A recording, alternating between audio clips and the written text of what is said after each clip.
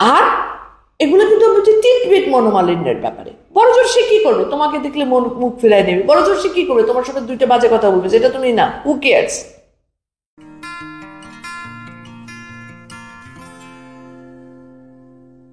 কারোর সাথে মনোমালিন্য থাকলে সে যদি ভবিষ্যতে কোনো ক্ষতি করে, এই যে একটা আশঙ্কা ভিতর দিয়ে কাজ করতে থাকে, এই আশঙ্কাতে অনেক, এটা একটা না এক ধরনের আমি বলবো মনোরোগের মতো।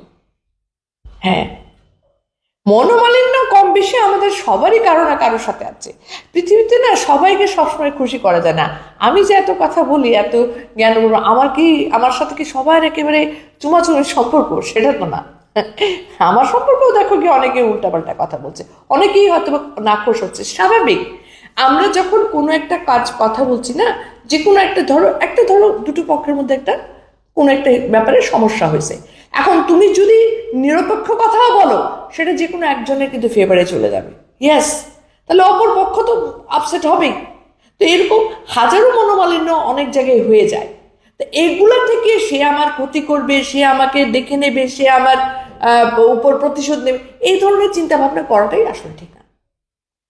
আর এগুলো কিন্তু হচ্ছে টিটবিট মনোমালিন্যের ব্যাপারে। বড়জোর সে কি করবে, তোমাকে দেখলে মুখ ফিরাই নেবে। বড়জোর সে কি করবে, তোমার সাথে দুইটা বাজে কথা বলবে, যেটা তুমি না, হু কেয়ারস, বলতে দাও। আর যেটা হচ্ছে বিরোধ, হ্যাঁ, মনোমালিন্য হতে পারে, এটা আবার আস্তে আস্তে ঠিক হয়ে যাবে, কিন্তু মনের বিরোধ, বিশাল বড় বিরোধ, সেটা কিন্তু আসলে দুঃখজনক। তো এইটা যাতে না হয় সেই অ্যাভয়েডটাই করা উচিত।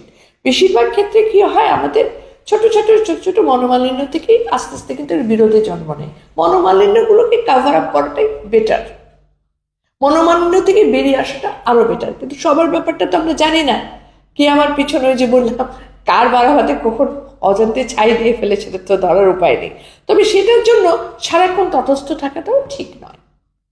যখন যে অবস্থানে তুমি আছো, তোমার নিজের বিবেকের কাছে যদি তুমি ঠিক থাকো, তাহলে কেউ মন খারাপ করলো, কেউ মনোমালিন্য সাফার করলো, তার নিয়ে তোমার তটস্থ থাকার দরকার হয় না। নিজের কাছে সবসময় মনে রেখো যে পক্ষপাতিত্ব বা পক্ষপাত দুষ্ট হও না, এক চোখে হরিণের মতো করো না।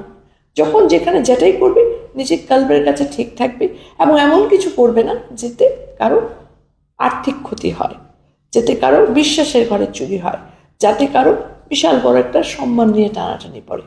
এই ধরনের কোনো কাজ যদি না করো, তাহলে কেউ যদি একটু মন খারাপ করে আপসেট হয়, তাকে নিয়ে এত টেনশন নেওয়ার কোনোই দরকার নাই। আজ আর না, সবাই ভালো থাকবেন, সুন্দর থাকবেন, সুস্থ থাকবেন। আল্লাহ হাফিজ। আশা করি ভিডিওটা ভালো লেগেছে। জীবন সম্পর্কে জানার জন্য সাথেই থাকুন হাল ছড়া বন্ধু। সাবস্ক্রাইব করুন আমাদের চ্যানেল।